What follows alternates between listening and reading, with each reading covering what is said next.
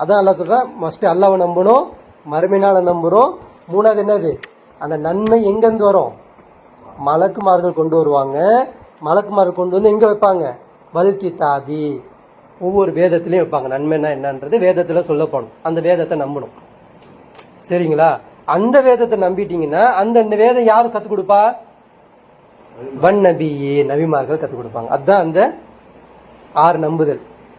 அல்லாஹ்வை நம்புறது, மறுமையில கொண்டு வந்து கடைசியில் வச்சிருப்பாங்க. அதுல மறுமையில கடைசியா சொல்லுவோம். ஆனா இங்க அல்லாஹ் எப்படி சொல்லி கொடுக்குறான், அல்லாஹ்வை நம்பு, மறுமையினால நம்பு. என்னை நம்பி எனக்கு செயல்பட்டேன்னா மறுமையினால நாடா கூலி தரேன்னு உனக்கு எப்பவுமே ப்ராசஸ் ஆகிட்டே இருக்கும். அப்போ நேர்வழி யார் கொண்டு வருவா, மலக்குமார்கள் கொண்டு வருவாங்க. அது கிதாப் ரீதியா கொடுப்பாங்க. அந்த கிதாபு சொல்லி கொடுக்குறவர் யாரு, நபிமார்கள். இது ஒரு ப்ராசஸ். சரிங்களா? இதுக்கப்புறம் அல்லாஹ் நம்மள்கிட்ட பேசுறான். நன்மை என்னன்றது உனக்கு புரியலையா, வேதத்துக்கிட்ட வா, ரசூல் கிட்ட வா, ரசூல் கிட்ட வா, வேதத்துக்கிட்ட வா, அந்த மலக்குமார்கிட்ட வா, மறுமை நாளுக்கு வா, என்கிட்ட வா. இந்த விஷயத்த சொல்றான். அதுக்கப்புறம் அல்லாஹ் சொல்றான், ஆத்தல் மால அலா ஹுப்பிஹி தவில் குர்பா.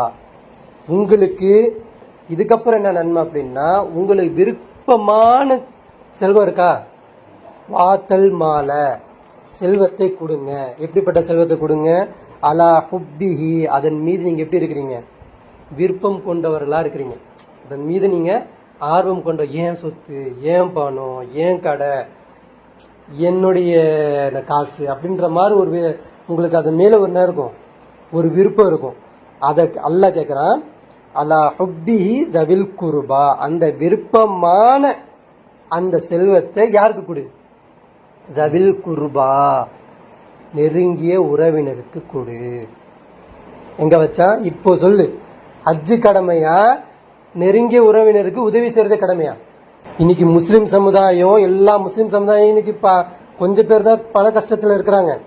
ஆனா மெஜாரிட்டியான நீங்க எங்க மார்க்கெட்ல போனாலும், எந்த இடத்துல போனாலும், பெரிய பெரிய கடைகள்லாம் யார் வச்சிருக்கிறா, முஸ்லிம் சமுதாயம் வச்சிருக்கு. முஸ்லிம் சமுதாயத்தை நிறைய செல்வம் எல்லாம் கையில கொடுத்துருக்கிறான்.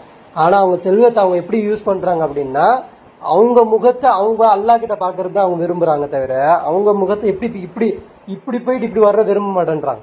எப்படி போயிட்டு குடும்பத்துக்கு உதவி செஞ்சு, ஏழைக்கு உதவி செஞ்சு, அனாதைக்கு உதவி செஞ்சு, வழிபோக்கனுக்கு உதவி செஞ்சு, இப்படி போயிட்டு அல்லாவை பார்க்கணும் விரும்ப மாட்டேன்றாங்க.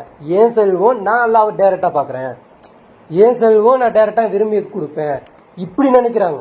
இப்படி இல்லமா நன்மை, நன்மை எங்க இருக்கு, உறவினர் மூலியமா இருக்கு.